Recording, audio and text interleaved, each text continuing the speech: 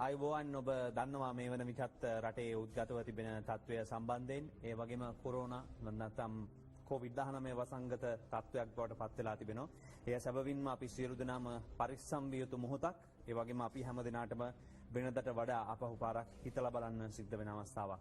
ඉතින් නීතිමය වශයෙන් ඒ වගේම රටක් විදිහට ශ්‍රී ලංකා පොලිසිය විදිහට ඒ වගේම ආරක්ෂක අංශයන් විදිහට ගත්ත ක්‍රියාමාර්ග මොනවද? සහ ගනිමින් තිබෙන ක්‍රියාමාර්ග මොනවද? ඉදිරියේදී ඔබ සූදානම් නොවුනහොත් ඔබට කියන උපදෙස් පිළි නොපැද්දොත් මොන වගේ තත්ත්වයන්ට මුහුණ දෙන්න පුළුවන්ද? සජීවීව සමාජ ජාල ඔස්සේ අධර්ණ Facebook පිටුව ඔස්සේ වගේම Facebook පිටු සියල්ල ඔස්සේ සජීවීව ඔබට ප්‍රශ්න යොමු කරන්න පුළුවන්. ඔබට දැනට තියෙන සියලු ප්‍රශ්න ඒ වෙන කාටවත් නොවේ. අද දවසේ අපිත් එක්ක සම්බන්ධ වෙන ඒ වගේම නීතිය සම්බන්ධයෙන් නීතිඥයෙක් විශාරද කෙනෙක් නීතිය සම්බන්ධයෙන් පොලිස් නීතිය සම්බන්ධයෙන් ඒ වගේම විශේෂයෙන්ම මේ පොලිසියේ කටයුතු සහ මේ ක්‍රියාවලිය සියල්ල සම්බන්ධයෙන් අපිත් එක්ක සම්බන්ධ වෙනවා අද දවසේ නියෝජ්‍ය පොලිස්පති තුමා අයිබෝන් කියලා ඔබතුමාව පිළිගන්නවා. අයිබෝන් අජිත් රෝහණ මහත්මයා. රට වහන්න දෙන්නේ ලොක්ඩවුන් කියලා මම දැක්ක හැමතැනම කියනවා රට වහනවාද? නෑ ඇතරම මං හිතන්නේ සෞඛ්‍ය බලධාරීන්වත් එහෙම නැත්නම් මේ කාර්යයට සම්බන්ධ අනෙක් හැම දෙනාමත් එවැනි තත්ත්වයක් බලාපොරොත්තු වෙනවා කියලා. නමුත් අපි මේ අවස්ථාවේ හැටියට යම් යම් ආකාරයේ නිරෝධායන ක්‍රමවිධි ආරක්ෂණ ක්‍රමවිධි අනුගමනය කරන්න ඕනේ. නමුත් එහෙම කියලා ඉතින් රටේ සම්පූර්ණ කටයුතු අඩාල කරගෙන කටයුතු කිරීම මං හිතන්නේ කිසිම ප්‍රයෝජනයක් වෙයි කියලා මේ අවස්ථාවේ හැටියට.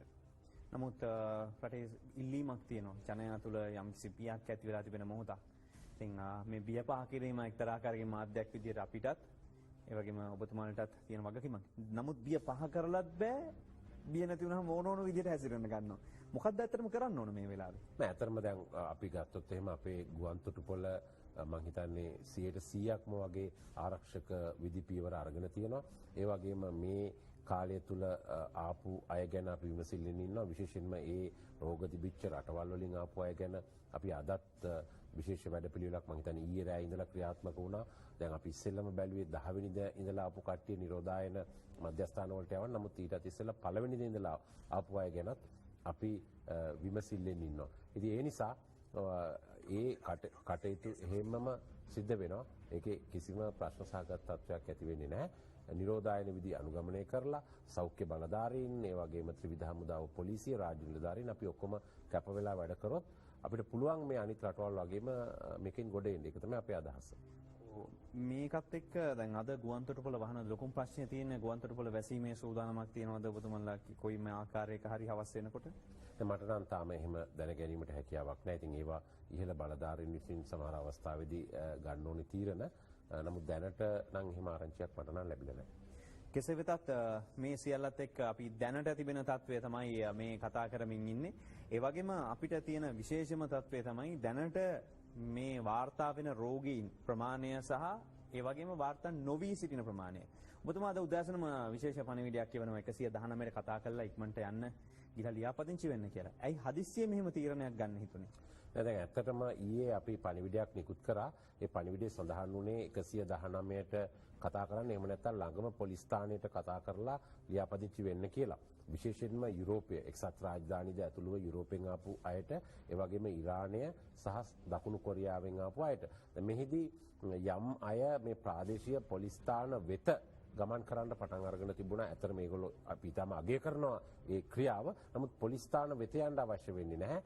ඒ පොලිස් ස්ථානයේ දුරකථන අංකය හොයාගෙන ඒ දුරකථන අංකයට පණිවිඩයක් ලබා දුන්නා. මේක හොඳටම ප්‍රමාණවත්. ඔබ ඉන්න ස්ථානෙම ඉන්න ඔබගේ නිත්‍ය පදිංචිය වෙන්න පුළුවන්, తాවකාලික පදිංචිය වෙන්න පුළුවන්, නැත්නම් හෝටල් කාමරයක් වෙන්න පුළුවන්, ප්‍රශ්නයක් නැහැ. මේ ඉන්න ස්ථානෙම ඉඳගෙන 119ට හෝ ඔබ පදිංචි ප්‍රදේශයේ පොලිස් ස්ථානයට දුරකථන ඇමතුමක් දීලා ලියාපදිංචි වෙන්න. ඒක තමයි අපිට කියන්න ඕනකම තිබුණේ. පුද්ගලිකව පොලිස් ස්ථානයට යන්න ඕනේ නැහැ. මං අහවල් දවසේ ඉතාලියේ ඉඳලා ආවේ, මං අහවල් දවසේ කොරියාවේ ඉඳලා ආවේ කියලා එහෙම යන්න කිසිම අවශ්‍යතාවයක් නැහැ. නමුත් දැන් මේ අද උදෑසන තිබිච්ච වාර්තාවන් වලට ආරක්ෂක අමාත්‍යාංශයම සඳහනක් එක 170ක් විතර මේ සම්බන්ධයෙන් ලියාපදිංචි නොවි ඒ වගේම කට්ටිපණිමින් ඉන්නවා කියලා ලේසි සරල භාෂාවෙන් ඉන්නවා කියලා සඳහන් වුණා. මේක ඇත්තද? ඔව් ඇත්තටම දැන් අපේ දත්තානුව 176කට ආසන්න ප්‍රමාණයක් කට්ටිපණිමින් නෙමෙයි. දැන් මේ පළවෙනිදා ඉඳලා මේ 15 වෙනිදා විතර කාලය තුල විශේෂයෙන්ම අර මේ රෝගේ වැඩිපුරම තියෙන ඉතාලිය වගේ රටවල් වල ඉඳලා පැමිණලා තියෙනවා ඍජු නිරෝධායන ක්‍රියාවලියට සම්බන්ධ වෙන්න පෙර. දැන් 10 වෙනිදා ඉඳලා ආපු අය නිරෝධායන ක්‍රියාවලියට යොදවලා තියෙනවා නිරෝධායන මධ්‍යස්ථාන වලට. ඉතින් ඒ අයට අපි ආයාචනයක් කරනවා දැන් ඔබ ස්වයං නිරෝධායන ක්‍රියාවලියකට ලක් වෙන්න ඕනේ. ඒ නිසා අපිට ලියාපදිංචි වෙන්න. එතකොට එහෙම ලියාපදිංචි වෙච්ච අවස්ථාවකදී අපි හිතන්නේ නැහැ හැමෝටම මේ රෝගය තියෙනවා කියලා, රෝග ලක්ෂණ තියෙනවා කියලා හිතන්නේත් නැහැ. නමුත් අපිට අවශ්‍ය වෙනවා ඒ අය සම්බන්ධ නිරීක්ෂණයෙන් ඉන්න. ඒ නිසා එහෙම ලියාපදිංචි වෙච්ච විගස අපි සෞඛ්‍ය බලධාරීන් සමග කතා කරලා ඒ සම්බන්ධ පූර්ණ නිරෝධායන විධි අනුගමනය කරන්න කියලා දෙනවා. ඒ විතරක් නෙමෙයි අපි එම ස්ථානවල පත්‍රිකාවක් අපි සූදානම් කරලා තියෙනවා. ඒ පත්‍රිකාවත් අලවලා කියනවා මේ නිරෝධායන ක්‍රියාවලියට සහභාගී වෙන්න. එයා විතරක් නෙමෙයි හැබැයි. සමහර වෙලාවට ඉතාලියේ ඉඳලා එක්කෙනෙක් වෙන්න පුළුවන්. නමුත් ඒ ගෙදර තව කීප දෙනෙක් ඉන්න පුළුවන්. ඒ හැම කෙනාම ඒ නිරෝධායන ක්‍රියාවලියට ලක් වෙන්න ඕනේ අඩුම ගානේ දින 14ක කාලයක්. නමුත් මම කැමති මේකෙ ජනතාව දැනුවත් වෙන්න හැමතිස්සම අපේ රටේ බොහෝ පිරිසක් කතා එක්ක කැමති කතාවක් අවබෝධ කරගන්න. ඊයේ ව්‍යාපාරිකයා සම්බන්ධයෙන් ප්‍රශ්නේ මැණික් ව්‍යාපාරිකයාගේ සිද්ධිය. මේ මොහොතේ මම කැමති සම්පූර්ණ කතාව මාධ්‍ය හමුවේ අපිට ප්‍රවෘත්ති විකාශයන් වල ගෙනෙන්න බැරි වුණා. නමුත් මේ කතාව කිව්වොත් තේරුම් ගනීවි කොතරම් බරපතලද කියලා ඔබතුමා මේ පැහැදිලි කිරීම. ඇත්ත වශයෙන්ම අන්නේ ඒ වගේ අයට නම් චේතනාන්විතව කටයුතු කරන්න ඕනේ. ඔහු දැන් රෝගියෙක් හැටියට රෝහලේ ඉන්නේ. ඒක නිසා අපි ඔහුට ඉක්මන් සුවය ප්‍රාර්ථනා කරනවා. ඒක වෙනම කතාවක්. නමුත් පැහැදිලිවම පේනවා මේ අය මේ චතුර මේ චේතනාන්විතව කටයුතු කරලා තියෙනවා. එහෙම නැත්නම් පොඩි හීනමානයක්. දැන් අපි ගත්තොත් කාට හරි HIV AIDS වැළඳුනොත් HIV AIDS වැළඳෙන ක්‍රම ගොඩක් තියෙනවා. නමුත් සාමාන්‍ය මිනිස්සු බැලු බැලමටම කියන්නේ මේක එයාගේ නරක පුරුද්දක් ඉඳ ඇතිවෙච්ච දෙයක් කියලා. නමුත් දැන් කොරෝනා ඇති වෙන එක එහෙම නෙමෙයිනේ. පැහැදිලිවම. කොරෝනා කියන රෝගය මේ එහෙම කෙනෙකුට හිතන්නවත් බෑ. රටවල් වල ජනාධිපතිවරුන්ට ඇති වෙලා තියෙනවා. දැන් ඉස්පාඤ්ඤේ රැජිනට ඇති වෙලා තියෙනවා. එතකොට ප්‍රසිද්ධ ගායකයින්ට නළු නිලියන්ට හැමෝටම ඇති වෙලා තියෙනවා. ඒක කිසි ප්‍රශ්නයක් නැහැ. දැන් මේ පුද්ගලයෝ දෙන්න පහුගිය 11 වෙනිදා ලංකාවට ආවා. යාළුවෝ දෙන්නේ. ඒ ආපු වෙලාවෙම එක පුද්ගලෙක් ඔහුගේ බිරිඳත් යම් රැකියාවක නිරත වෙන තැනැත්තියක් ඇයත් උපදෙස් දුන්නා. මේගොල්ලන්ට ජර්මනියෙන් පිටත් වෙනකොටම මේගොල්ලෝ යුරෝපේ රටවල් 4ක සංචාරය කරලා ආවේ. එකක් තමයි ස්විට්සර්ලන්තය, අනිත් එක ප්‍රංශය, අනිත් එක එක්සත් රාජධානිය, අනිත් එක ජර්මනිය. ජර්මනියෙන් පිටත් වෙනකොටම මේගොල්ලන්ට මේ රෝග ලක්ෂණ තිබුණා. දැන් අපි අන්තර්ජාලයේ දකින උණ ගතිය, මේ රනින් නෝස් නැත්තම් නාසය බර ගතිය, ඇඟට අසාමාන්‍ය තත්වයක රිදීම මේ ඔක්කොම තිබුණා. තිබුණාම මේ යාළුවෝ දෙදෙනා ජර්මනියෙන් පිටත් වෙලා කටාර් රාජ්‍ය හරහා තමයි කටාර් ගුවන් සේවය ආනෙකින් ආවේ. දැන් ඇත්තටම මේ අයට හිතන්න තිබුණානේ මේ තත්ත්වය.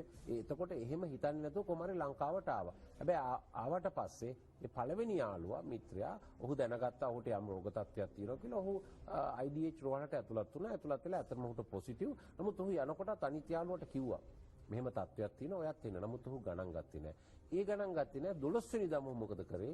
මේ ගල්කිස්ස ප්‍රදේශයේ පදිංචි පුද්ගලයා 12 වෙනිදා මොකද කරේ? පොදු ස්ථානවල ගැවසෙන්න ගියා. තව ලංකාවේ ප්‍රධානතම පුද්ගලික රෝහලකට ගියා. මොහු යම්කිසි පරීක්ෂණයක් ලබා ගන්න. ඔහුගේ පුද්ගලික වෛද්‍යවරයා ගාවට ගියා. දැන් බලන්න මේ යනකොට ඒ තැන්වල ගැවසෙනකොට තව කොච්චර කට්ටියක් ඉන්නවද? මොකද්ද තමුන්ට මේ රෝගය හැදුණා කියලා කියන්න බැරි මානසික අසහනෙ. මොන මේනියා එකකින්ද මේ මිනිස්සු ඉන්නේ කියලා. දැන් ඒ පෞද්ගලික රෝහලේ ප්‍රතිකාර ගන්න යනකොට ඒ අදාළ වෛද්‍යවරුවත් කියලා නැද්ද වාර්තා වෙන විදිහට ඔයා යන්න මේක රජයේ රෝහලට යන්න මේක සඳහා ප්‍රතිකාරයක් ගන්න කියලා. නෑ අපිට ආරංචි විදියට මේ උන්නට ප්‍රතිකාර ගන්නනේ ගිහිල්ලා තියෙන්නේ කියලා නෑ. දැන් ඒ විතරක් නෙමෙයි මේ මිනිස්සයා කල්පනා කරන්නේ බෑ තමුන්ගේ දරුවෝ 3 දෙනායි බිරිඳයි ගැන. එයා එක හිටියා. දැන් මේකේ තියෙන වඩාත්ම තියුණුම කතාව තමයි චතුර දැන් මේක ආරංචි වුණා. මේක අපි හැම වෙලාවෙම මේ ගැන මොනිටර් කරනවා. අපේ බුද්ධ්‍යංශ මේවට ආරංචි වුණා. මෙහෙම පුද්ගලෙක් ඉන්නවා. ඒ අනුව රත්මලාන සෞඛ්‍ය වෛද්‍ය නිලධාරිවරයා MOH ඔහුට දැනුම් දුන්නා මේ කතාව. ඔහුගේ PHI කෙනෙක් නැත්නම් මහජන සෞඛ්‍ය පරීක්ෂකවරයෙක් මේ ස්ථානට යවුවා. යනකොට මේ පුද්ගලයා හැංගුණා. ඊට පස්සේ මොහුගේ දුරකථනයට කතා කරාම කිව්වා මට එහෙම රෝගයක් නැහැ. පැහැදිලිව කිව්වා බත් එක්ක ආපු අනිත් කෙනා මෙහෙමයි කියලා. අන්තිමට විශේෂ කාර්ය බලකාය කණ්ඩායමක් ඇදලා සෝසි කරන්න හදනකොට පැනලා ගිහිල්ලා ඇතුළත් වෙලා තිබුණා කළුබෝවිල රෝහලට. කළුබෝවිල රෝහලෙන් ඔහු දැන් IDH යවලා තියෙනවා.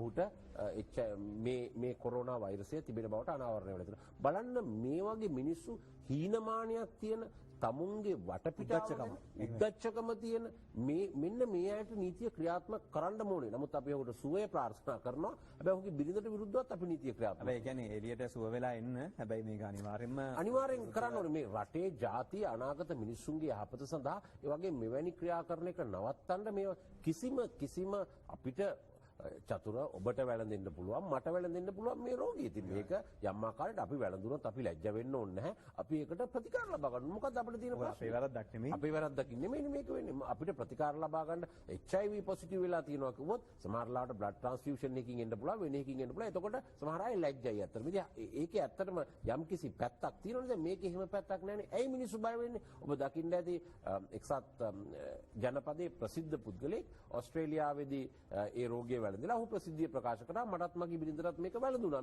මේක වැළඳෙන මේ රෝගය මට වැළඳුනේ මේ ආකාරයට. මේකට පරිස්සම් වෙන්න කියලා හැමෝටම කිව්වා. ඉතින් මේක කියන්න බැරි මානසික තත්ත්වයක් තියෙන මේ වගේ මේ එක පුද්ගලයෙක් මේ ව්‍යාපාරිකයා. ඒ වගේ තව අය ඉන්න පුළුවන්. චතුර දැන් අද උදේ පොලිස්පතිතුමා තීරණයක් ගත්තා මෙවැනි මේ ඔය ඔබ කිව්ව 176 වගේ ඉන්න පුද්ගලයෝ ඉන්න ස්ථානවලට විශේෂ බුද්ධ්‍යංශ නිලධාරීන් අද උදේ ඉඳලා යොදවනවා. ඒගොල්ලන්ට පේන්න නෙමෙයි අවටින් අපේ දැන්වීම ගන්නවා. ඒ අය හෝ ඔවුන්ගේ පවුලේ අය මේ නියෝගයට පටහැනිව කටයුතු කරොත් ගෙදරින් එළියට බහින්න බෑ. සෞඛ්‍ය බලධාරීන් කියන කටයුතු කරන්න ඕනේ. ආහාර ප්‍රශ්න වතුර ප්‍රශ්න තියෙනවා නම් ඒවට අපි මැදිහත් වෙලා ක්‍රියා කරනවා. අපිට සාමාන්‍ය කෙනෙකුට අපිට මේ දැනට අවශ්‍ය වෙන්නේ ආහාර වතුර මේ වගේ අත්‍යවශ්‍ය දේවල් මේ හැම දෙයක්ම ලබා දෙන්න ක්‍රියා කරනවා. හැබැයි ඔවුන් එම ස්ථානීය නිරෝධායනය වෙන්න ඕනේ ස්වයං නිරෝධායනය. එහෙම නුනොත් මේ නීතිය යටතේ කටයුතු කරනවා. ඒගොල්ලන්ගේ දේපොළ අපිට පුළුවන් සීල් කරන්න. ඒ වගේම වාහන පාවිච්චි කරනවා නම් ඒවා තහනමට ගන්න පුළුවන්. ඒ වගේම ඒ අයට විරුද්ධව නඩු පැවරීමේ හැකියාවක් තියෙනවා. ඒ සියලු කටයුතු කරනවා අපි විශේෂ කණ්ඩායම් යොදවලා.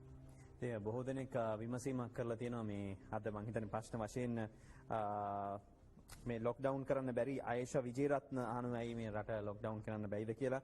ඒ වගේම මේ කතාවම අහනවා දවසේදී මේ ගැනත් එක්ක දැනුවත් කිරීමක් කරලා මනීෂා රොඩ්රිගෝ කියනවා අපිට එයාපෝට් එක වහන්න බැයිද කියලා. අපි වැඩසටහන ආරම්භයේදීම කිව්වා මේකේ තියෙන බරපතලකම සහ අනිකුත් තත්ත්වයන් ලෝකේ රටවල් ගත්තු ක්‍රියාමාර්ගات එක්ක අපිට කතා කරන්න පුළුවන් වේවි. හැබැයි කෙසේ වෙතත් ජනතාවගේ ඉල්ලීමක් තියෙනවා. ඒ කියන්නේ ජනතාව බයයි ඇත්තටම. දැන් මොකද්ද වෙන්නේ යන්නේ? මොන හරි ප්‍රශ්නයක් වෙයිද? පිස උදානම්ද රජය අඩු ගානේ මේ ගන්න ක්‍රියාමාර්ග ප්‍රමාණවත්ද? නෑ ඇත්තටම රජය හැමදාම මේ ගැන ඒ බලධාරීන් එක්ක සාකච්ඡාවක් තියෙනවා. දැන් මටත් අවස්ථා කීපකදී ලැබුණා. නමුත් මම මේ සෞඛ්‍ය ගැන ලොකු විශේෂඥයෙක් නෙමෙයි. නමුත් මමත් යම් ප්‍රමාණයකට දන්නවා. දැන් උදාහරණයක් හැටියට චතුර මේ ගෙදර ඉන්න ගොවියට කුඹුරු කොටන එකට යන්නේක වගාවක් කරගන්න එකට මේක ප්‍රශ්නයක් නැහැනේ. එතකොට සාමාන්‍ය එදිනෙදා කටයුතු තනියෙන් කරන අයද විශේෂයෙන්ම මම පිළිගන්නවා මහජන පොදු ප්‍රවාහන සේවා භාවිතා කිරීම, විශාල ප්‍රමාණයේ මේ සංදර්ශන පැවැත්වීම, සිනමා ශාලා, ඉතින් පාසල් හිටන් වහලා තියෙන මේ කටයුතු කරලා තියෙනවා. ඉතින් එතකොට ඇත්තටම අපේ මිනිස්සු චතුර මේ හදවතින්ම මේකට දායක වෙනවා නම් මේ හැදිලා තියෙන මිනිස්සු හැදෙනවා කියන සැක කරන මිනිස්සු මේක පාලනය කරගන්න එච්චර ප්‍රශ්නයක් වෙන්නේ නැහැ. ඉතින් ඔය ලොක්ඩවුන් කරනවා කියලා සම්පූර්ණයෙන්ම වහලා සීල් කරලා එවැනි තත්වයක් මං හිතන්නේ සෞඛ්‍ය බලධාරීන් දැනට නිර්දේශ කරනවා කියලා. නමුත් එවැනි තත්වයක් ඉතින් අවසාන තත්වයක් හැටියට යන්න අවස්ථාව ලැබෙයි. නමුත් තමුන්ගේ ගෙදර ඉන්න ගොවියට මොනවා හරි කර්මාන්තයක් කරන එක්කෙනාට වඩු මඩුව කරන එක්කෙනාට ඒව කරගන්න එහෙම ප්‍රශ්න අද වෙනකොට ඇති වෙන්න කිසිම අවස්ථාවක් නැහැ. මම නම් ඒක දකින්නේ නැහැ. කතා තියෙනවා ප්‍රශ්න තියෙනවා යොමු කරමින් ඉන්න ඔබ ඔබේ ප්‍රශ්න වලටත් පිළිතුරු ලබා දෙන්න සූදානම්. අපිත් එක්ක රැඳෙන්න අද දෙන්න 24 අපේ ප්‍රවෘත්ති නාලිකාවේ මේ සියලු වැඩසටහන් විකාශය වෙන්නේ ඩයලොග් TV සහ PO TV අංක 14 ඔස්සේ ඔබට සජීවීව අප නරඹන්නට පුළුවන්. ඒ වගේම Facebook ඔස්සේ ඔබ සජීවීව සම්බන්ධ වෙනවා. අපි කෙටි විරාමයකට ගිහින් එනකන් ඉන්න මේ Big Focus.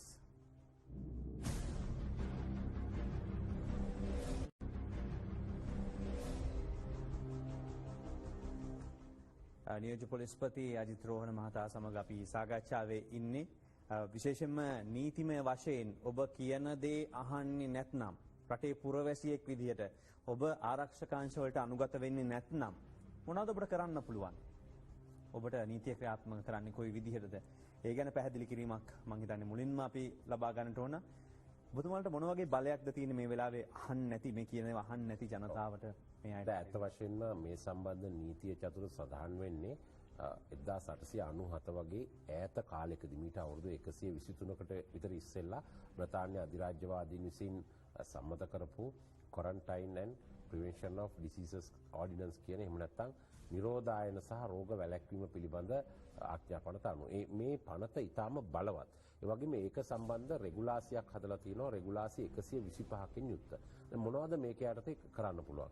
මේක යටතේ ඕනෑම කෙනෙකුට සෞඛ්‍ය සේවා අධ්‍යක්ෂ ජනරාල්වරයා හෝ ඔහු විසින් බලය දෙන ලිඛිතව බලය දෙන ඕනෑම පුද්ගලයෙක් හෝ එහෙමත් නැත්නම් සෞඛ්‍ය වෛද්‍ය නිලධාරී නැත්නම් නගර සභාවක් ප්‍රාදේශ සභාවක් ඒ අයට විශේෂ බලතල මේකෙන් තියෙනවා. යම් ස්ථානයක් පවර ගන්න පුළුවන්. යම් ස්ථානයකට කඩලා ඇතුළු වෙන්න පුළුවන්. යම් ස්ථානයක් වහලා තියන්න පුළුවන්. යම් පුද්ගලයෙකුට පිට වෙන්න නැතුව එම ස්ථානෙම ඉන්න කියලා කියන්න පුළුවන්. යම් ප්‍රදේශයකින් පිට වෙන්න කියලා කියන්න පුළුවන් එම ස්ථානයේ ඉන්නේ නැතුව. ඒ වගේම යම් විදි අනුගමනය කරන්න පුළුවන්. අපි හිතමු කන බොන විදිය, වැසිකිළියට යන විදිය පවා ඒ ගැන උපදෙස් දෙන්න පුළුවන්. ඒ එක්කම මෙව ඕනෑම අවස්ථාවකදී ඕනෑම ස්ථානයක් තහනමට ගන්න, වාහනයක් තහනමට ගන්න මේ යාත්‍රාවක් මේ හැම දෙයක්ම මේ යටතේ තියෙනවා. දැන් මෙහෙම කරන්නේ නැති කෙනෙක්ව වරෙන්තුවක් නොමැතිව අත්අඩංගුවට ගන්න පුළුවන්. ඒ වගේම ඒ අයට විරුද්ධව නඩු පැවරුවොත් අවුරුදු 2 දක්වා කාලයක බන්ධනාගාරගත කිරීමක් කරන්න මේ පනත සහ දන්නේ සංග්‍රහයෙන් ඉඩකඩ තියෙනවා. ඒ වගේම මෙවැනි වැරදි වලට අනුබල දීමත් වරදක්. දැන් චතුර විශේෂයෙන්ම මට මෙන්න මේක තමයි අවධාරණය කරන්න ඕනේ. දැන් සමහර වෙලාවට රෝගයේ හැදිච්ච පුද්ගලයෝ ගෙවල් වල ඉන්නවානේ.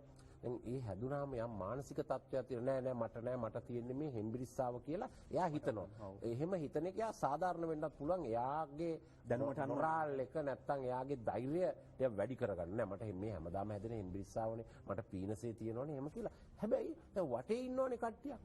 එයාගේ සහෝදර සහෝදරියෝ, දෙමව්පියෝ, යාළුවෝ ඒගොල්ලොන්ට ඇත්තටම වගකීමක් තියෙනවා. මෙන්න මේක තමයි අද දවසේදී අපි ගන්න ඕනේ. නෑ මල්ලි, නෑ පුතේ, නෑ මචං, නෑ නංගි. අපි ගිහිල්ලා බලමු මේක. අපි ගිහිල්ලා අහමු මේ දැන් ඊයේ සෞඛ්‍ය සේවා අධ්‍යක්ෂ ජනරාල්වරයා ඉතා පැහැදිලිවම කිව්වා වඩාත් හොඳයි කියලා. ඉතින් අපිට එතුමා කියන දේවල් වලට පිටින් යන්න බෑ රජයේ රෝහලකට.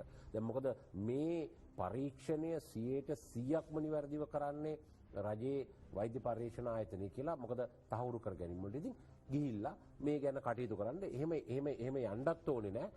පොලිසියට දැනුම් දුන්නොත් අපිට අපි PHI හරි ඒ ඉන්න සෞඛ්‍ය බලධාරීන් ගෙදරකටම අපි යවනවා මේ තත්ත්වය මොකද්ද කියලා බලන්න. ඉතින් ඕක අමාරු දෙයක් නෙමෙයිනේ. ජාතියක් හැටියට සමස්ත සමාජයක් හැටියට හැමෝටම වගකීමක් තියෙනවා ඒක කරන්න. මේක අපේ තියෙන බැඳීම් එක්ක අපි අවුරුදු 2500කට වඩා ඉතිහාසයක් තියෙන පවුල් වල බැඳීමක් තියෙන ගමත් එක්ක බැඳීමක් තියෙන හැමෝම එකිනෙකට බැඳීමක් තියෙන ජාතියක්. අර පිටරට ඉන්න මිනිස්සු වගේ අල්ලපු ගෙදර එක්කෙනා අපි අඳුරන්නේ නැතුව ඉන්නේ නැහැනේ. අපිට පුළුවන් මේක කරන්න. හැබැයි එකම දේ තමයි මේ ආකල්පමය වෙනසක් ඇති වෙන්න ඕනේ. අපි මේකට මුහුණ දෙනවා. අපේ කවුරු හරි වුණොත් අපි මෙහෙමයි කටයුතු කරන්නේ. මේක කරන්න පුළුවන්. හැබැයි මතක තියාගන්න ඕනේ ඒවට අනුගත වුණේ නැත්තම් අපි කිසිසේත් නීතිය ක්‍රියාත්මක කරන්න පසුබට වෙන්නේ නැහැ. උදාහරණයකට කියනවා නම් අර ගෑවිලා යන කට්ටිය ඉන්නවා කියනෝනේ. ඒ ගෑවිලා යන කට්ටියටත් විරුද්ධව නීතිය ක්‍රියාත්මක කරනවා. කුමන ආකාරයකට හරි මේවට සහයෝගය දෙන්නේ නැත්තම් ඒ අයව ඉදිරිපත් කරන්න කටයුතු කරන්නේ නැත්තම් ඒ හැමෝට විරුද්ධව නීතිය ක්‍රියාත්මක කරනවා. ඔවුන්ගේ නිශ්චල වගේම චංචල දේපොළ තහනමට ගැනීමට සිද්ධ වෙනවා. තේරෙනවනේ ලේසි නැහැ. එහෙනම් මේක රටක් විදියට හිතන්න ඕන කටයුත්තක්. ඒ වගේම තමයි නීතිය ඉතාමත් බරපතල ලෙස ක්‍රියාත්මක වෙනවා. මොකද ඔබ විතරක් නෙවෙයි ඔබයි වාහකයා බවට පත් වෙලා තියෙන්නේ සමහර රෝගී වැළඳිනා නම් අනිත් අයට. මේකම මේ සිදුවීම් සමහර සිදුවීම් වල සමහර ලාවට දැන් ඔබතුමා කිව්වා මේ දන්නේ නැතුව අනුබල දීමක් වෙනවා කියලා. ආසන්න සිදුවීමක් ගත්තොත් දකුණු පළාතේ ඉඳලා තාත්තා කෙනෙක් යනවා පුතෙක්ව බලන්න නොදැන රටේ ඉඳලා ආපු පුතෙක්ව බලන්න හලාවතට. මේ සිදුවීමේදී තාත්තා දන්නේ නැහනේ. හැබැයි උඩ නඩු දඬුවම් ක්‍රියාත්මක කරන්න බෑ. මේ සිදුවීමත් එක්ක පැහැදිලි කරොත් තවදුරට නෑ ඇත්තටම දැන් ඒ සිද්ධිය බලනකොටත් නමුත් ඒ රෝග ලක්ෂණ ඔහුට එනකොටම යම් රෝග ලක්ෂණ තියෙන්නේ නැතිනේ. ඔහු දන්නවනේ දැන් මේ රූපවාහිනී වල සෝෂල් මීඩියා එකේ ගුවන් විදුලියේ පත්‍රවල හැම එකම යනවා. මොනවද යන්නේ? ඔබට උණ ගතියක් තියෙනවා නම්. එහෙම නැත්නම් ඔබට නාසයේ බර ගතියක් තියෙනවා නම්. ඔබට ඔළුවේ කැක්කුමක් තියෙනවා. ඉතින් මේ පුද්ගලයා හොඳටම දැනගෙන ඉඳලා බලන්න දැන් සාමාන්‍ය තත්ත්වයක් තියෙනවා. තමුන්ගේ පියා සාමාන්‍යයෙන් මේ යම් වයස්ගත අයට මේක පෙනහළු වලට ආසාදනය වෙනවා වැඩි කියලා. දැන් අන්න ඒක තමයි මම කිව්වේ චතුර මේ ඒ දරුවෙක් වුණත් දැන් ඇත්තටම තමුන්ගේ තාත්තට කොච්චර ආදරය වෙන්න ඕනද? ඔහු මේ තත්ත්වය දැනගෙන ඒ වගේ අවස්ථාවකදී ඔහුට නැත්තම් ඔහු ළඟින් ඉන්න අයට කියන්න තිබුණානේ. දැන් අපි එකපාරටම බැලුවා කොහොමද මේ දකුණු පළාතේ කෙනෙකුට මේ රෝගය ආවේ කියලා එකපාරට. දැන් ඊයේ වෙනකොට තමයි අනාවරණය වෙන්නේ. ඔහු හලාවත ගිහිල්ලා පුතා හම්බෙලා. ඉතින් ඒ තත්ත්වයට එක්ක මේක ඊටාම අවාසනාවන්ත තත්ත්වය. ඒක තමයි අපි කියන්නේ මේක ආකල්පත් එක්ක තමයි යන්න ඕනේ. මිනිස්සු දැන් ඇත්තටම දැන් චීනය දකුණු කොරියාව වගේ රටවල් මේ අභියෝගය දැන් ජය අරගෙන තියෙන බව පේනවා. ඉතින් ඒක ජය ගන්න මේ කොච්චර රජයේ පහසුකම් සැලසුවත් මොනතරම් දෙයක් තියෙනවද වෙන තත්ත්වයක් ඇති වෙනවද කියලා. මොකද අපි දන්නේ නැහැනේ ඒ රටේ ඉඳලාවට ඔය ගුවන් යානි මොන රටවල් ඉඳලා ආපු කට්ටිය ආවද කියලා. දැන් අපි වෙලාව බල්ලෙමු එතකන් අවස්ථාවක් දෙන්න එතුමාට.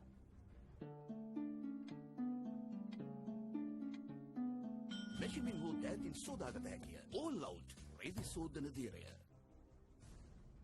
අපි නියෝජ්‍ය පොලිස්පතිතුමා සමග කතා කරමින් ඉන්නේ අජිත් රෝහණ මහතා සමග. අපි කතා කරමින් හිටියේ වගකීමක් තියෙනවා සහ ඔබට තියෙන වගකීම් මොන වගේද කියන එක. දැන් මේ දරුවෝ තාත්තලා ගැන තියෙන ප්‍රශ්නේ වගේම මම දැක්කා ඊයේ හැටන් වලදී පොලිස් විශේෂ කණ්ඩායමක් විශේෂ පුද්ගලයෙක් සොයා පීරමින් ඉන්නවා. තවත් කෙනෙක් හලාවත ප්‍රදේශයේදී දැන් මෙහෙම රට පුරාම ක්‍රියාත්මකද දැන්ට මේ අය මෙහෙම පයින්ය වත්තඩංගුවට ගැනීම වැඩ පිළිවෙල? අනිවාර්යයෙන්ම දැන් එකක් තමයි අපේ බුද්ධ්‍යංශ. දැන් ත්‍රිවිධ හමුදාව, පොලිසිය, ජාතික බුද්ධි සේවාව මේ අපි හැම කෙනෙක්ම ක්‍රියාත්මක වෙලා තියෙනවා. මේ තොරතුරු ලබා ගන්න, මේ තොරතුරු ලබාගෙන අපි උත්සාහ කරන්නේ සෞඛ්‍ය බලධාරීන්ක මැදිහත් වෙන්න. දැන් එහෙම නැතුව ප්‍රධාන ප්‍රශ්නේ දැන් මේ වගේ ගෙවල් වලට ගියාම චතුර තියෙන ප්‍රශ්නයක් තමයි දැන් අද උදේත් සාකච්ඡාවක් තිබුණා. ඒකට ප්‍රායෝගිකව ගිය පොලිස් පරීක්ෂකවරයෙක් මට කිව්වා. දැන් පොලිස් නිලධාරීන් දිහා බලන්නේ. ඇයි අපිට කොරෝනා හැදිලා කියලා ආවද? කියලා දඩාස් ගාලා දොර වැහැව්වලු. දැන් මේ මිනිස්සුන්ට තේරෙන්නේ නැහනේ. දැන් බලන්න ඔබ දකින්න ඇති ඉතාලියේ, ස්විට්සර්ලන්තේ පොලිස් නිලධාරීන් යනකොට බොහොම hina වෙලා ඒ මිනිස්සු දැන් අර අපේ ක්‍රමයට ආචාර කරන්න පුරුදු වෙලා බොහොම ලස්සනට පිළිගන්නවා. ඉතින් අපේ මිනිස්සුන්ට මේක නිකන් මේ වෛරකින් එනවා වගේ, තමුන්ව මරන්න එනවා වගේ හැඟීමක් නේ තියෙන්නේ. අපේ මිනිස්සුන්ගේ ජානත් එක්ක තියෙන ප්‍රශ්නයක්ද මම දන්නේ. දැන් එහෙම ආවොත් බොහොම hina වෙලා මොකද උත්තර දෙන්න බැරි. අපේ ගෙදරට ආවද? අපේ ගෙදර අපේ පුතා නැත්තම් අපේ මස්සිනා ඉතාලියේ ඉඳලා ඇවිල්ලා තිනවා. එයා ඇතුලේ ඉන්නවා. අපි පිළිගන්නවා කියලා එහෙම කියන්නේ නිකම් ඒගොල්ලන් හිතන්නේ ඒ තත්ත්වය. හැබැයි තව එකක් විශේෂයෙන්ම අනිත් ජනතාවටත් කියන්න ඕනේ. දැන් මම දැක්ක තව කාරණයක් තමයි එක තැනක දෙහික සිද්ධියක් ඇති වෙලා තිබුණා. දැන් එහෙම ඇවිල්ලා කියලා පොලිසිය දැන්වීමක් ගැහුවට පස්සේ අවට අය ඉන්න මිනිස්සු ඒ මිනිස්සු දිහා වපරයින් බලන්නේ. එහෙම බලන්න එපා. ඒ අවට අය සහයෝගය දෙන්න. ඒ ගෙදරට යන්න එපා. ඒ ගෙදර අහිතක් හිතන්න එපා. මොකද මේ මිනිස්සු හොරකම් කරලාද? මංකොල්ල කාලාද? එහෙම නැත්තම් මේ හිතාමතා වෙන ක්‍රියාවක් අපරාධයක් කරලා නෙමෙයි. ඉතින් එහෙම නැතුව ඒ ගෙදර අපි සීල් කරලා නිරෝධායනය කරලා තියෙනවා. ඉතින් අවට අයට කිසිම තරහ වෙන්න ප්‍රශ්නයක් නැහැ. දැන් ඔය කියන්නේ මීටර් දෙකක් ඈතින් හිටියොත් හොඳටම ඇති කියලානේ. ඉතින් අවට අය ඒ තමුන්ගේ පාඩුවේ ඉඳලා ඒ ගෙදරට එබිලා බලන්න, ඒ ගෙදර ගිහිල්ලා වටේ ගිහිල්ලා බලන්න, කට්ටියත් එකතු වෙලා ඒ ගෙදර මිනිස්සුන්ට දොස් කියන්නේ ඒව යන්න එපා. මේක ස්වභාව ධර්මයේ දෙයක්. ඉතින් ඒකත් හොඳට අවට අය මතක තියාගන්න ඕනේ. එවැනි තැනක් නම් කළොත් ඒ අයට දෙන්න පුළුවන් උපරිම සහයෝගය ගෙදරට ගිහිල්ලා නෙමෙයි, එතෙන්ට නොගිහින් ඉඳලා හරිද? නැතු ඒ අය හෙලා දකින්න කතා කරලා hina වෙලා ඒ මිනිස්සුන්ටත් මේක හැදුනා. ඕක තමයි දැන් ඒ කරපු පව්වල මහත ඔහොම කියලා කියන ඒ වෙලාවට මේ සාමාන්‍ය తాවකාලික සතුටක් ගන්න ඉන්න මිනිස්සුත් අපේ සමාජයේ ඉන්නවා. ඉතින් ඒගොල්ලන්ටත් පණිවිඩයක් දෙන්න ඕනේ. ඒ මිනිස්සු තනි කරන්න එපා. එහෙම දැන්වීමක් ගැහුවා කියලා කිසි ප්‍රශ්නයක් නැහැ. ඒ අයට එහෙම කරලා තියෙන්නේ නෑම නිරෝධායන ක්‍රියාවලියකට. දැන් මේ පළමු කොවිඩ් රෝගියා වැළඳිච්ච රෝගියාත් දැන් මේවන්ට සුවය ලැබමින් සිටිනවා. ඒ වගේම එතුමාගේ පුතා මේවන්ට නිවස බලා ගිහිල්ලා තියෙනවා. ඒ කියන්නේ මේ තත්ත්වය බරපතල තත්ත්වයක් නෙමෙයි. දෙයනේ කියලා තියෙනවා නම් හෝ ප්‍රශ්නයක් තියෙනවා නම් කතා කරලා කියන්න. මොකද සෞඛ්‍යංශ පරිම සූදානමක් තියෙනවා ඔබට බෙහෙත් කරන්න.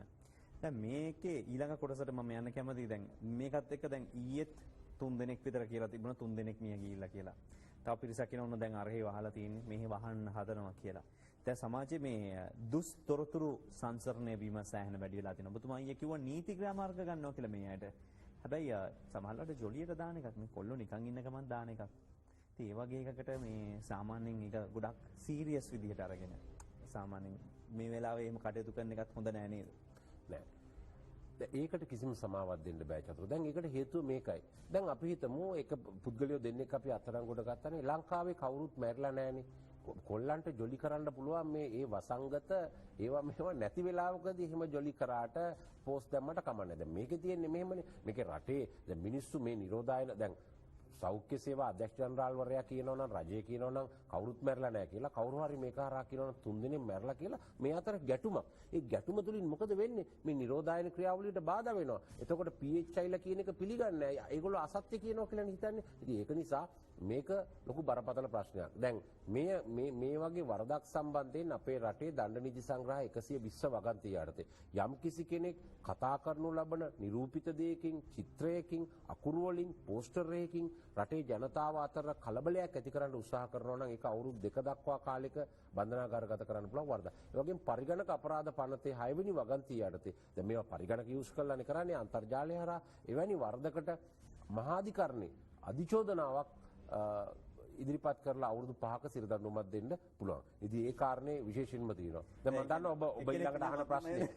ඊළඟ ප්‍රශ්නය යන්නේ. දැන් එක්කෙනෙක් කරනවෑමියේ එක්කෙනෙක් ඇවිල්ලා ත්‍රිරෝද රත රියදුරේ. ඒතර කොණ්ඩේ කපලා නිකන් දැන් කොණ්ඩේ කපන්නෙත් නැති හින්දා හිතට නේව දාන්න එපා. ත්‍රිරෝද රත මහතුරුත් ඒ නිකන් ඉන්න ගම එක එකව දාන්න එපා. මේක අදාව ඒක.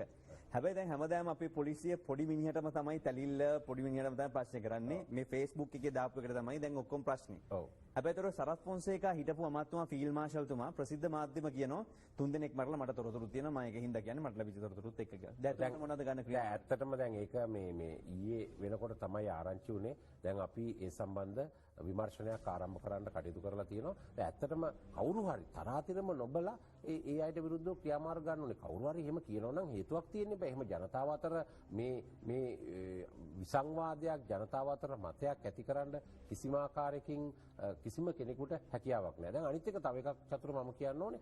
දැන් සමහර ලාවට චතුර කියන්න පුළුවන් මේ මම පස්සේ පොලිසිය ඉන්නේ මොකද්ද මේ මට එක්කෙනෙක් එව්පු එකක් නේ මම ෂෙයා කරේ. මම හැදුවේ නෑ කියලා. එහෙම ගැලවෙන්න බෑ චතුර. ඔබට ඇවිල්ලා තියෙනවා නම් මොකක් හරි එකක් ඒකට කමන්නේ 3 දිනක් මැරලා කියලා ඔබ දන්නවනම් ඒක ෂෙයා කරාට කමන්නේ ඒක හොඳයි. එහෙම නැත්නම් එහෙම නැතුව ඔබ නොදැනුවත් මේ මට අහවලා එව්වා මට රටේ ඉන්න එක්කෙනෙක් මගේ යාළුවෙක් කිව්වා මගේ අහවලා එව්ව හින්දා මං විශ්වාස කරා එහෙම කියලා නෑ. ඔබට ආවනම් ඔබ මේකේ සත්‍යාසත්‍යතාවය දන්නේ නැත්නම් ඔබේ ෆෝන් එකේ ඔබේ ගිණුමේ තියන්න. ආයේ ඒක ෂෙයා කරන්න බෙදා හරින්න එහෙම යන්න එපා. එහෙම කියලා මේ නීතිය අනුව විත්තිවාචකයක් හැටියට ඒක යොදා ගැනීමේ කිසිම හැකියාවක් ලැබෙන්නේ නැහැ. මම මේ ප්‍රශ්නේ අහයි කියලාද හිතුවේ ඔතන. මට හිතුණා මේ ප්‍රශ්නේ අහයි කියලා. ප්‍රදෙන්න මොහොතක් ඔබේ ප්‍රශ්නෙට අවස්ථාවක් දෙන්නම් මේ විරාමයෙන් අනතුරුව.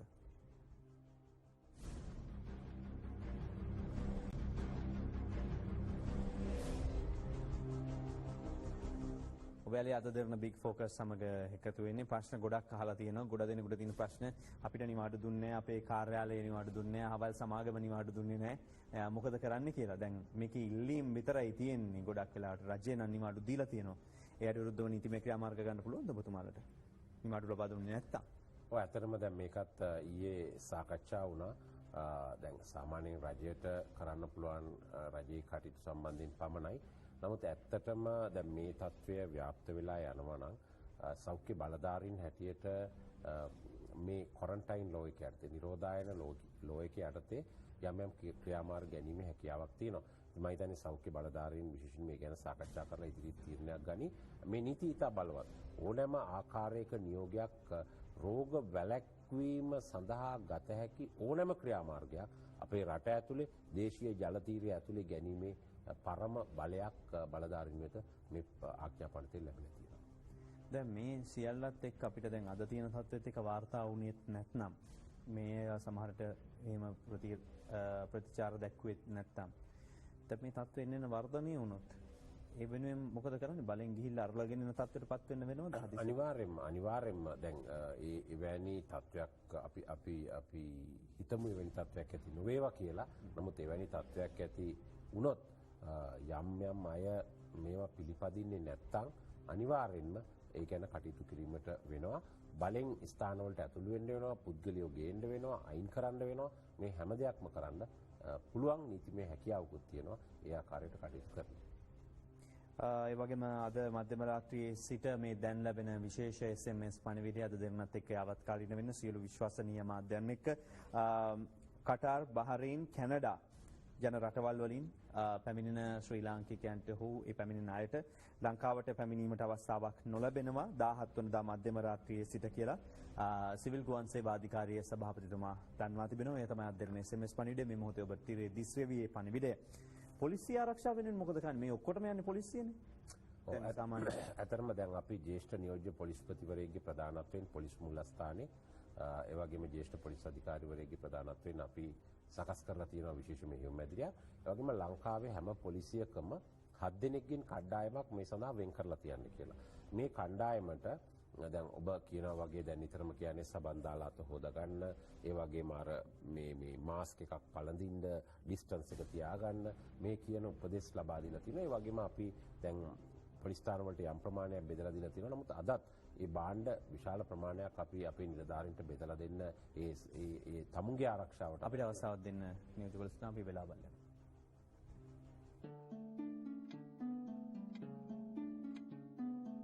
සැක නැතිව තුවන්න ලක්ෂපාන පෙරලයිත් දාන්න. ලක්ෂපාන පුංචි බලාගාරේ. නියෝජ්‍ය පොලිස්පති අජිත් රෝහණ මහත්මයා පොලිසිය ආරක්ෂාව ගැන කිව්වේ. ඔව්.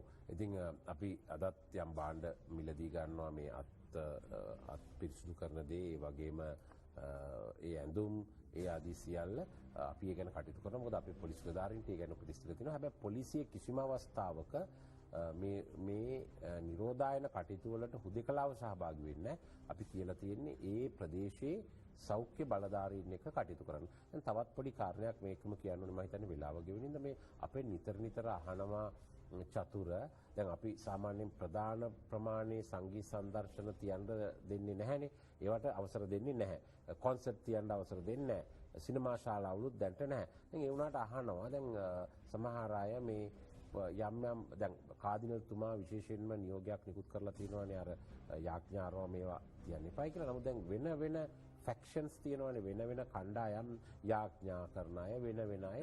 මේ අපි මේවට තිබ්බට කමක් නැද්ද පොලිසිය අවසර? අපිට කියන්න තියෙන උත්තරේ මේක තමයි. දැන් මේ නිරෝධායන ක්‍රියාවලියක් නේ පැවැත්වෙන්නේ. කවුරු හරි කෙනෙක් කොහේ හරි තැනක ආගමික වතාවක් යාඥාවක් දෙතුන් දෙනෙක් කරාට කමක් නැහැ.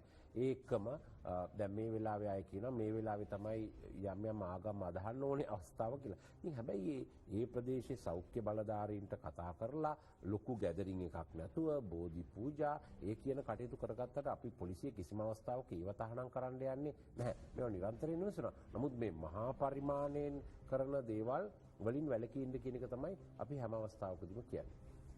හදිසියක්වත් දැන් මේකත් එක්ක විවාහ මංගලෝත්සවයක් තියෙනවා. දාගෙන තියෙන දිනයක්. හොටෙලුත් බුක් කළා. ඔව්. මොකද කරන්නේ? නෑ ඇත්තටම දැන් එහෙම තමයි මට ඊයේත් මනාලියක් කතා කරා. ඒ වගේම මනාලිය අඬාඬ මනමාලයක් කතා කරා. ඒ කියන්නේ බොයිෆ්‍රෙන්ඩ්. දෙන්නම කතා කරා. දැන් ඒ කෙනෙක් විදේශගත වෙලා ඉඳලා ඇවිල්ලා ඉන්නේ. දැන් මේක කරගන්න මොනේ හෝටලෙන් අවසර දෙන්න හැලු. ඒ කොළඹ ප්‍රධාන පෙළේ හෝටලයක්. ඉතින් දැන් මම කිව්වා දැන් ඒක මට කියන්නලු හෝටලේට මේකට අවසර දෙන්න කියලා. ඉතින් හෝටලේ ගත්ත ප්‍රතිපත්ති වලට අපිට මැදිහත් වෙන්න බෑ. ඉතින් මම උදව්වක් හැටියට කිව්වා. ඉතින් ඕගොල්ලෝ අවම මට්ටමකින් ඒක කරගන්න සෞඛ්‍ය බලධාරීන්ට කියලා කරගන්න කියලා. ඔබ දකින්නත් ඇති චීනයේ එහෙම සමහර අත්‍යවශ්‍යම දේවල් ඔක්කොම මේ මුහුණු ආවරණ පැළඳගෙන ග්ලව්ස් පැළඳගෙන ඉතින් අත්‍යවශ්‍යම නම් එහෙම කරගන්න පුළුවන්. අපිට ඒක කිසිම අවස්ථාවක යම් අයගේ පුද්ගලික උත්සව තහනම් කිරීමට ශ්‍රී ලංකා පොලිසිය කිසිසේත් මැදිහත් වෙන්නේ නැහැ. නමුත් සෞඛ්‍යයට තර්ජනයක් වෙනවා නම් ඒ බව හැඟෙනවා නම් ඒව සම්බන්ධයෙන් අපි මැදිහත් වෙලා ක්‍රියා කරනවා. 2-3 දෙනෙක් 4 දෙනෙක් 5 දෙනෙක් ඒගොල්ලෝ ඒ ආරක්ෂක විධි අනුගමනය කරගෙන ඒවා කටයුතු කරන්න හැම වෙලෙම මේ හිතෙන් හිතන්න අපි මේ නිරෝධායනයට සහාය දෙනවා කියලා. ඒක තමයි අපි බලාපොරොත්තු වෙන්නේ. සාරාංශගත කරෝතින් අපි මුලින්ම ඇහුවා රට වහන්නද යන්නේ ලොක්ඩවුන් කරනවා කියන කතාව මොකද්ද මේ සමාජය ඒක කරනවද ඇහුවා නෑ කිව්වා. ඒ වගේම අදාළ සමහර රෝගීන්ගේ හැසිරීම ගැන කතා කළා. ඒ අය පිට පැනලා හිටියාම මොකද වෙන්නේ කියලා කිව්වා. ඒ අයට තියෙන වගකීම 119ට කතා කරන්න කියලා කිව්වා. ඒ වගේම හදිස්සියක්වත් පිට පැනලා ඉන්න කට්ටිය ඉන්නවනම් වහාම දැනුවත් කළ කියන්න කිව්වා. 117 දුරකථන අංකයෙන් ප්‍රශ්න අහන්න පුළුවන් කියලා කිව්වා. ඒ වගේම අපි කිව්වා නීතිමය ක්‍රියාමාර්ග ගන්නව බොරු කතා කිව්වොතින් හදිස්සියක්වත් ඔබට රට පුරා ඉන්න අයට සමාජ ජාල ඔස්සේ හෝ අය ගැලවීමක් නැහැ කියලා කිව්වා. ඒ වගේම ඔබේ තියෙන වගකීම කිව්වා. අනිකුත් උත්සව තහනම්ද කියලා ඇහුවා. සියල්ල අපි සාරාංශගත කරා මේ විදිහට. අවසාන වශයෙන් ඔබතුමාට මොකද්ද කියන්නේ? අවසාන වශයෙන් නැවතත් කියන්න තියෙන්නේ මම අර කිව්වේ විදේශ රටක ඉඳලා ඇවිල්ලා තියෙනවා නම් කොහේ හරි ඉඳලා මේ රෙජිස්ටර් වෙන්න පොලිසියට යන්න අවශ්‍ය නැහැ. කෝල් එකක් දුන්නාම ඇති. අනිත් එක හැම වෙලාවෙම හදවතින්ම හිතන්න අපි පුරවැසියෝ හැටියට දැන් මේක මේ සෞඛ්‍ය බලධාරීන්ට PHIට සෞඛ්‍ය සේවා අධ්‍යක්ෂ ජනරාල්ට මාධ්‍ය වන ඔබට පොලිසිය අපිට හමුදාවට විතරක් තියෙන දෙයක් නෙමෙයි. අපි හැමෝම මේකේ පාර්ශ්වකරුවෝ වෙමු කියලා හදවතින්ම හිතන්න මේකට දායක වෙමු කියලා මේ රෝගය හැදුනා කියලා ලැජ්ජා වෙන්න එපා, බය වෙන්න එපා, වෙනස් කොට සලකන්නේ නැහැ, ඩිස්ක්‍රිමිනේට් කරන්නේ නැහැ. කරුණා කරලා ඉදිරිපත් වෙන්න ඥාතින් ඉන්න අයත් එහෙමයි ඉන්නෝ නම් ඉදිරිපත් කරන්න කියන්නේ සෞඛ්‍ය බලධාරීන්ට දන්නන්න අපි මේ ව්‍යසනය ජය ගන්න එකවන්ව කටයුතු කරමු. මේක තමයි අපිට කියන්නේ. ඉතින් මේ වෙනුවෙන් ඔබට වගකීමක් තියෙනවා. ඒ වගකීම ඉෂ්ට සිද්ධ කරන්න මේක ලෙහෙසි නෑ. සරල නෑ හිතන තරම්. ඒ හින්දා තමයි මේකට අපි හැමෝටම වගකීමක් තියෙන්නේ. අහල පහල ඉන්නවනම් කතා කරලා කියන්න මල්ලි යන්න කියලා, අයියේ යන්න කියලා, අංකල් යන්න කියන්න නැත්තම් අපව පාරක් කතා කරලා එහෙම අහන්න නැත්නම් 119 වැඩක් කතා ගන්න බලාගෙන ඉන්නවා මෙතුමලා. මේ නීතිය ක්‍රියාත්මක කරන්න. ඒ වගේම එහෙමත් අහන්න නැත්නම් තව විවිධ ක්‍රියාමාර්ග වලට එතුමලා යොමු වෙන්න සූදානම්. ඒ වගේම බොරු ප්‍රචාරය යවන්න එපා මේ වෙලාවේ. විශේෂයෙන්ම අපි විශ්වාසනීයත්වයක් තියෙන මේ ලංකාවේ මාධ්‍ය අපි විතරක් නෙමෙයි සියලුම මාධ්‍ය ගැන විශ්වාස ගන්න ප්‍රධාන ධාරාව. එම කරොත් මේ ප්‍රශ්නෙට අපිට මුහුණ දෙන්න පුළුවන්. අපි හරි දේ තොරතුරු වාර්තා කරන්න එනවා. අපිත් එක්ක අද නියෝජ්‍ය පොලිස්පති අජිත් රෝහණ මහත්මයා සම්බන්ධ වුණේ කොරෝනා වලින් වසන් වීම, මේ අසත්‍ය ප්‍රචාර සමාජගත වීම සහ නීතිංශ ප්‍රධානියා විදිහට මේ සම්බන්ධයෙන් ඉස්සර ගන්න ක්‍රියාමාර්ග ගැන එතුමා කතා කරේ. බොහොම ස්තුතියි මේ කාර්යබහුල වෙලාවට සම්බන්ධ වුණා. ස්තුතියි ඔබටත් මේ අවස්ථාව ලබා දුන්නට රටේ ජනතාව දැනුවත් කරා. මේ අද දෙන්න 24 අපේ ප්‍රවෘත්ති නාලිකාව දවස පුරාවටම තොරතුරු වාර්තා කරනවා. ඔබට ඒ විතරක් නෙවෙයි විශේෂ වැඩසටහන් ඉදිරිපත් කරනවා අපේ ප්‍රවෘත්ති නාලිකාවේ. අපිත් එක්ක රැඳෙන්න කියලා ඔබට ආරාධනා කරනවා. දැන් දහවල් පුවත් විකාශය.